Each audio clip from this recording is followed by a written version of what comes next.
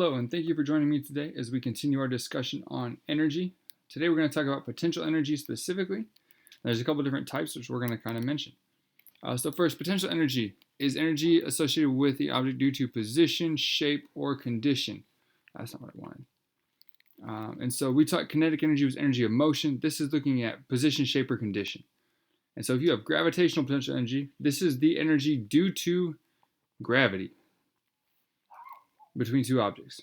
And so your gravitational potential energy depends on height, mass, and acceleration. So I always write it as GPE equals mgh.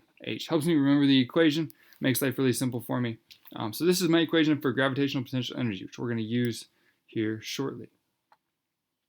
We can also have what's called elastic potential energy. So we're talking springs, cords, things of that nature. This is energy available for use when deformed elastic object returns to its original configuration.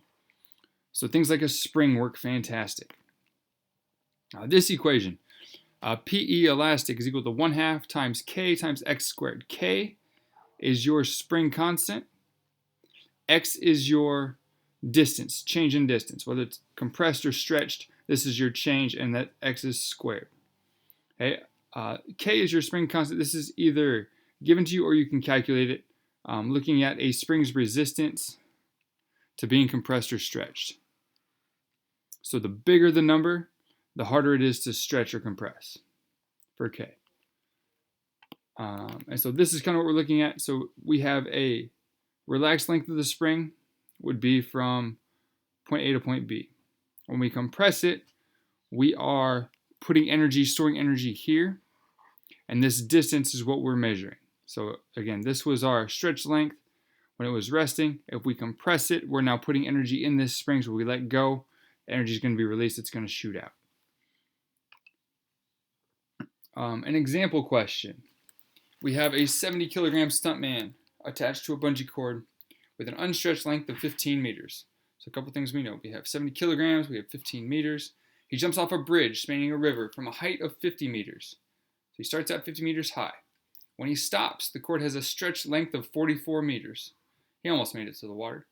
If we treat the stuntman as a point mass and we disregard the weight of the bungee cord, we can do this calculation, and we're going to assume the spring constant of the bungee cord is 71.8 newtons per meter. So we're telling you the spring constant. I want to know the total potential energy relative to the water when the man stops falling. Okay, so we're going to work through this one together. Some things you know. You know the mass is 70 kilograms. You know the unstretched length was 15 meters. You know the stretched length was 44 meters. The total height was 50, and your spring constant was 71.8. Okay, now these two lengths, we have a stretched length and an unstretched length. I need the distance. I need the difference between them. So 44 minus 15 is going to give me 29.0 meters. That's the length that my spring stretched. So that was my stretch length, so I can use that. Okay, we're looking for my total potential energy relative to the water. So we're going to combine both of those equations we just learned.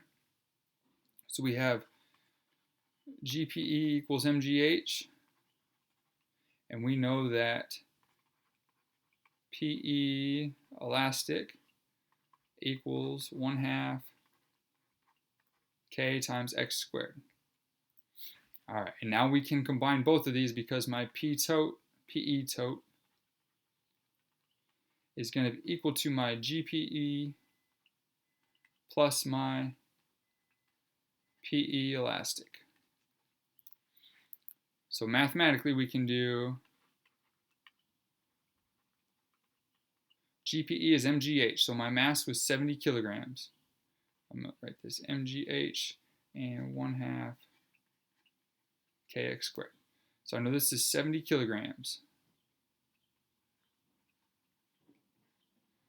I know gravity is 9.81 meters per second squared. And then h, my height above the water ended up being, I didn't write it over here. Oh, stretch length is 44. So my height was 50, my stretch length is 44. So my height above the water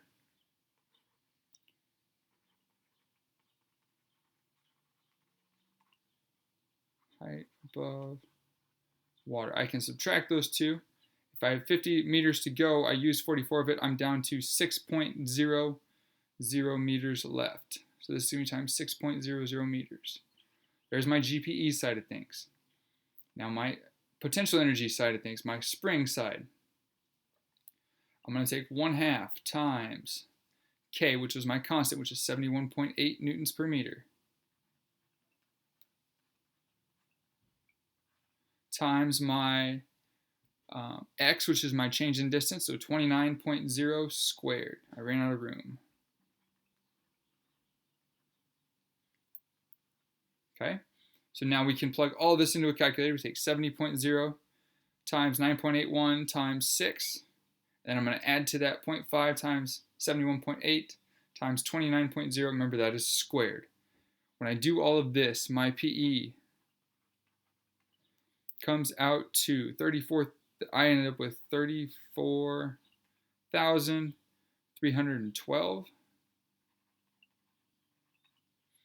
Based on my numbers here, I need 3 significant digits. So I'm going to cut that down to 3.43 times 10 to the 4th.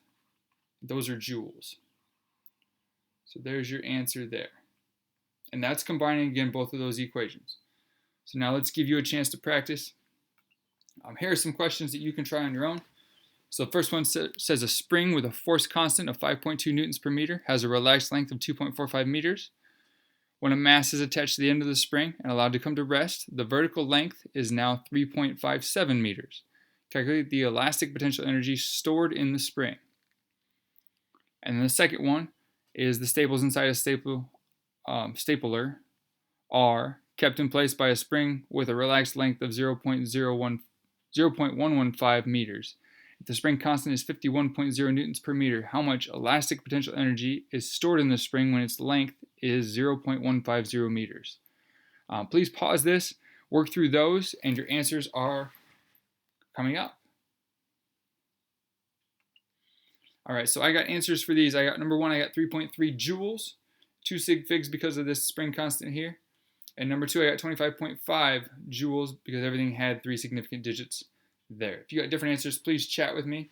We will work through and we'll see where we went off at.